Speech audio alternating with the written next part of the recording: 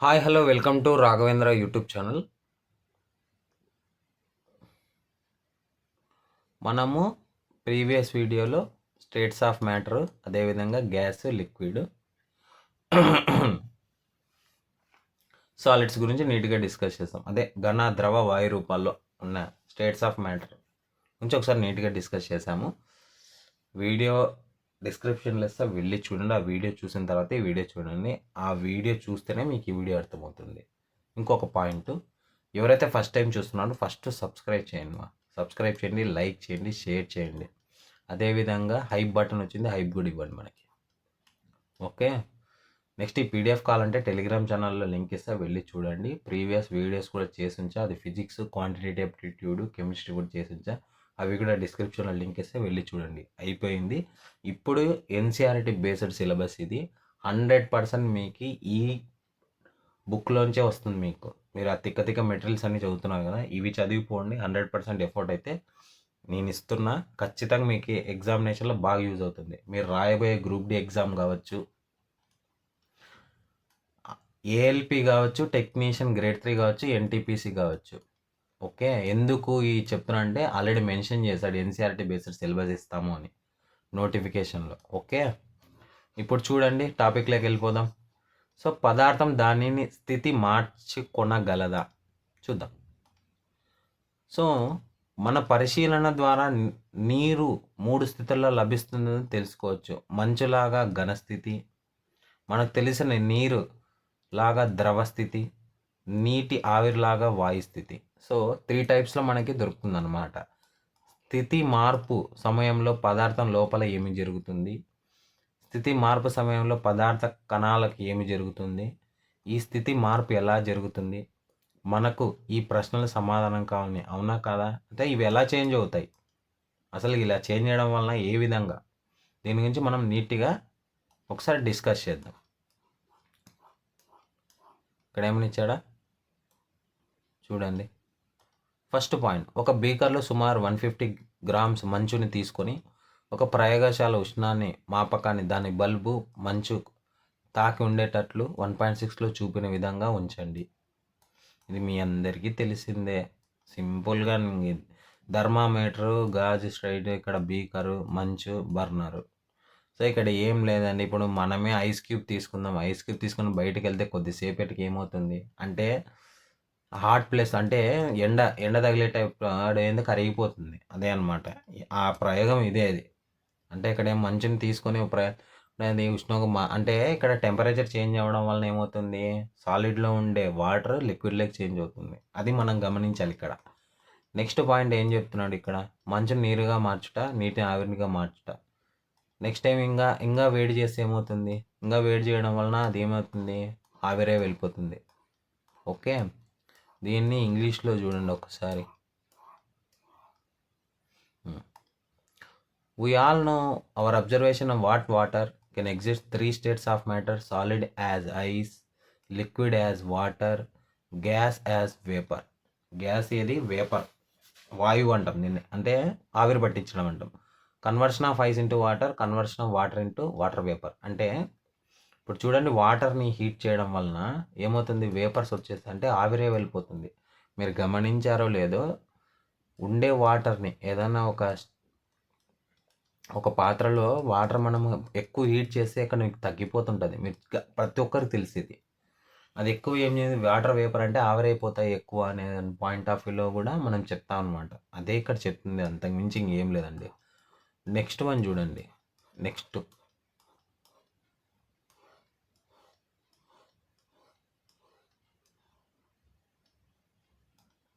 తక్కువ మంటపై బీకర్ను వేడి చేయడం ప్రారంభించండి. మంచు కరగడం ప్రారంభించినప్పుడు ఉష్ణోగ్రతను నమోదు చేయండి. మంచు అంతా నీరుగా మారినప్పుడు ఉష్ణోగ్రతను నమోదు చేయండి. ఘనస్థితి నుండి ద్రవస్థితికి మారినప్పుడు మీ పరిశీలన నమోదు చేయండి. ఇప్పుడు గాజు కడ్డీని బీకర్లో ఉంచి నీరు మరిగే వరకు గాజు కడ్డీని తిప్పుతూ వేడి చేయవలను. బీకర్లో నీరంతా ఆవిరిగా మారే వరకు ఉష్ణమాపకంలోని రీడింగ్ని జాగ్రత్తగా గమనించండి. ద్రవస్థితిలోని నీరు వాయుస్థితిలో మారే వరకు పరిశీలనలు అన్నింటినీ నమోదు చేయండి. ఘన పదార్థాల ఉష్ణోగ్రత పెంచినప్పుడు కణాల గతిశక్తి పెరుగుతుంది. ఘన పదార్థాల సాలిడ్ అంటే సాలిడ్ స్టేట్స్ని మనము టెంపరేచర్ ఇంక్రీజ్ చేసినప్పుడు కైనెటిక్ ఎనర్జీ పెరుగుతుందన్నమాట. చాలా ఇంపార్టెంట్ చూడండి ఈ పాయింట్. గతిశక్తి పెరుగుదల కారణంగా కణాలు ఎక్కువ వేగంతో కంపించడం ప్రారంభిస్తాయి.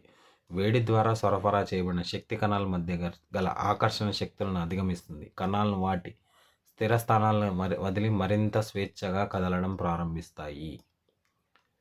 ఘన పదార్థం కరిగి ద్రవంగా మారే దిశకు చేరుకుంటుంది. వాతావరణ పీడనం వద్ద ఏ కనీస ఉష్ణోగ్రత వద్ద ఘన పదార్థం ద్రవంగా మారుతుందో ఆ ఉష్ణోగ్రతను ద్రవీభవన స్థానం అంటాం. చూడండి, మళ్ళీ చెప్తాను చూడండి పాయింట్. ఇవన్నీ ఇంపార్టెంట్ పాయింట్సే. చూడండి ఒకసారి.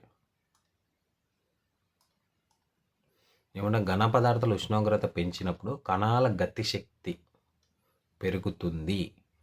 మనం టెంపరేచర్ అనే సాలిడ్స్ దగ్గర, అంటే ఇప్పుడు ఐస్ క్యూబ్ దగ్గర హీట్ పెంచినప్పుడు ఏమవుతుంది ఇక్కడ అంటే కైనెటిక్ ఎనర్జీ అనేది పెరుగుతుంది అనమాట. కైనెటిక్ ఎనర్జీ అయినా గతిశక్తి అంటే అదేలేండి.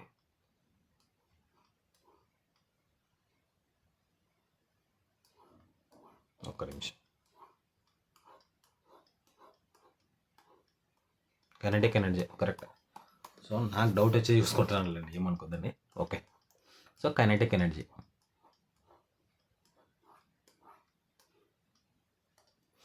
గతిశక్తి పెరుగుతుంది. గతిశక్తి పెరుగుదల కారణంగా కైనెటిక్ ఎనర్జీ పెరగడం వల్ల కణాలు ఎక్కువ వేగంతో కంపించడం ప్రారంభిస్తాయి. వేడి ద్వారా సరఫరా చేయబడిన శక్తి కణాల మధ్య ఆకర్షణ శక్తులు మరింత శక్తిని అధిగమిస్తుంది. కణాలు వాటి స్థిర స్థానాలు వదిలి మరింత స్వేచ్ఛగా కదలడం ప్రారంభిస్తాయి. ఘన పదార్థం కరిగి ద్రవంగా మారే దిశకు చేరుకుంటుంది. వాతావరణ పీడనం వద్ద కనీస ఉష్ణోగ్రత వద్ద ఘన పదార్థం ద్రవంగా మారుతుందో ఆ ఉష్ణోగ్రతను ద్రవీభవన స్థానం అంటారు. ఏమంటున్నాడు పాయింట్ చూడండి. ద్రవీభవన స్థానం అంటే ఏమి ఇక్కడ చెప్తాను. ఇది వాతావరణ పీడనం వద్ద ఏ ఉష్ణోగ్రత వద్ద ఘన పదార్థం ద్రవంగా మారుతుందంటే సాలిడ్ టు లిక్విడ్గా చేంజ్ అవుతుందో దాన్నే ద్రవీభవన స్థానం అంటాం. ఓకే, నెక్స్ట్ ద్వారా స్థితిని మార్చడానికి ఈ ఉష్ణాన్ని ఉపయోగించబడుతుంది. ఉష్ణోగ్రత ఎటువంటి పెరుగుదలను చూపకుండా మంచు ఉష్ణస్థితిని శోషించుకుంటుంది. ఇది బీకర్లో గల పదార్థం కదా అండి. దీన్ని గుప్తోష్ణం అంటే లేటెంట్ హీట్ అంటాం. తెలుగులో గుప్తోష్ణం, ఇంగ్లీష్లో లేటెంట్ హీట్ అంటాం. గుప్తం అంటే దాగి ఉండడం, దాని అర్థం. వాతావరణ పీడనం ద్రవీభవన స్థానాల వద్ద 1 కిలోగ్రామ్ ఘన పదార్థం పూర్తి ద్రవంగా మారడానికి అవసరమయ్యే ఉష్ణశక్తిని ద్రవీభవన గుప్తోష్ణం అంటాము. అందువలన 0 సెంటీగ్రేడ్ 273 కెల్విన్ అంటే 0 సెంటీగ్రేడ్ వద్ద, అదేవిధంగా 273 కెల్విన్ వద్ద నీటిలో కణాలుండే శక్తి అదే ఉష్ణోగ్రత వద్ద ఉన్న మంచులో కణాల శక్తి కన్నా ఎక్కువ.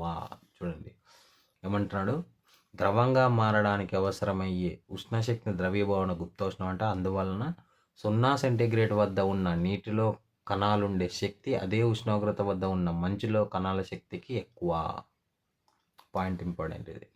నెక్స్ట్, నీటిలో కణాలను ఉష్ణశక్తిని అందించడం వలన కణాలు వేగంగా చలించడం మొదలు పెడతాయి. నిర్దిష్ట ఉష్ణోగ్రత వద్ద కణాలు వాటి మధ్య గల ఆకర్షణ బలాల కన్నా అదనపు శక్తి పొంది స్వేచ్ఛగా విడిపోతాయి. ఈ ఉష్ణోగ్రత వద్ద ద్రవం వాయువుగా మారడం ప్రారంభిస్తుంది. సాధారణ వాతావరణ పీడనం వద్ద ద్రవం బాష్పంగా మారే ఉష్ణోగ్రతను మరుగు స్థానం అంటాం. దీన్నే బాయిలింగ్ పాయింట్ అంటాం. తెలుగులో ఏమంటాం, మరుగు స్థానం అంటాం.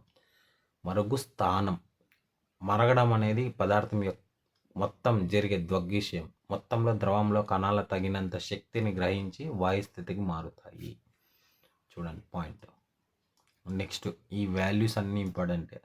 నీటికి ఉష్ణోగ్రత 373 kelvin 373 kelvin 100 centigrade plus is equal to 273 plus 100 373 kelvin. Important. నీటి ఉష్ణోగ్రత 373K. చూడండి ఇంకొక పాయింట్, ఘన పదార్థం యొక్క ద్రవీభవన స్థానము దాని కణాల మధ్య గల ఆకర్షణ బలానికి పరిమాణానికి సూచన. మీరు బాష్పీభవన గుప్తోష్ణం నిర్వచించగలరా? మీరు బాష్పీభవన గుప్తోష్ణమును నిర్వచించగలరా? మీరు ద్రవీభవన గుప్తోష్ణం నిర్వచించిన విధంగానే దీన్ని నిర్వచించండి. 373 K 100 C వద్ద నీటి ఆవిరిలో కణాలు అదే ఉష్ణోగ్రత వద్ద గల నీటిలో కణాల కన్నా అధిక శక్తిని కలిగి ఉంటాయి. దీనికి కారణం నీటి ఆవిరిలోని కణాలను బాష్పీభవన గుప్తోష్ణ రూపంలో అదనపు శక్తిని పొందడమే. ఈ పాయింట్ ఇంపార్టెంట్ చూడండి, అదనపు శక్తి పొందడమే. Next last and final. So ఇప్పుడు సింపుల్ చూడండి, ఘనస్థితిని మనం వేడి చేయడం ఏమవుతుంది, ద్రవస్థితిలోకి మారుతుంది. ద్రవస్థితిని మరింత వేడి చేయడం వలన ఏమవుతుంది, వాయుస్థితిలో మారుతుంది. అయిపోయిందా? ఇక్కడికి యారో మార్క్స్ ఉన్నాయి చూడండి నీట్గా. వాయుస్థితిని కూల్ చేయడం వలన అంటే చల్లగా చేయడం వల్ల ద్రవస్థితిలో వస్తుంది. ద్రవస్థితి నుంచి మళ్ళీ ఘనస్థలంలోకి వెళ్తుంది, ద్రవస్థితిలోకి వెళ్తుంది. ఫస్ట్ వాయుస్థితి, తర్వాత చల్లగా చేయడం వలన ఏమవుతుంది, ద్రవస్థితి. ద్రవస్థితిని మళ్ళీ చల్లగా అయితే ఘనస్థితిలే. సింపుల్. మంచు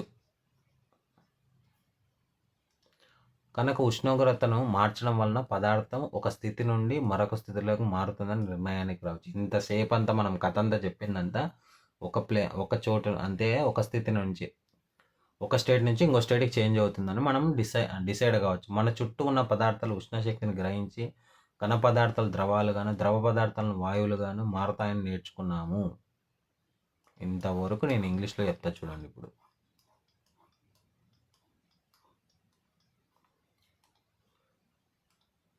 on increasing the temperature of solids kinetic energy, ఇది అండర్లైన్ చేసుకోండి చూడండి point. On increasing the temperature increase చేయడం వలన solids the kinetic energy of particles of increase. చూడండి అదే కనమాట. సాలిడ్స్ యొక్క kinetic energy particles increase. Due to increase kinetic energy the particles start vibrating with greater speed. ఇంకా స్పీడ్గా వెళ్ళిపోతాయంట particles అనేవి. The energy supplied by heat overcomes the forces of attraction between the particles leaves their fixed position and start moving more freely. A stage is reached when the solid melts. Solid ఏమవుతుందంటే melt అయిపోతుంది, it's convert into లిక్విడ్గా change అవుతుంది.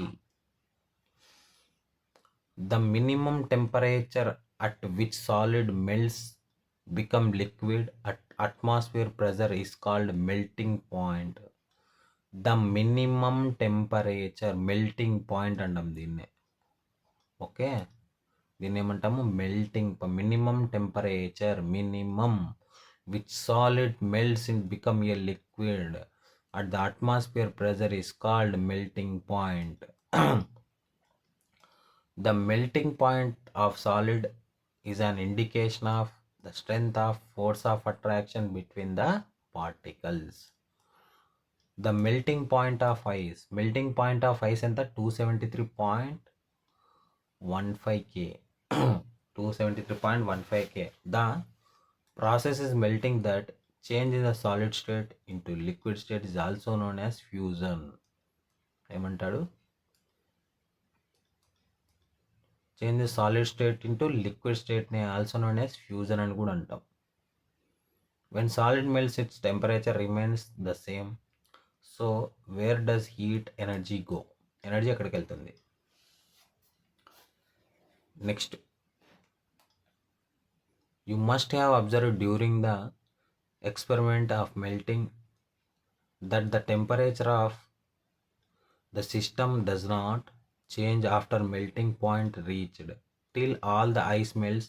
This happens even though we continue heat the breaker.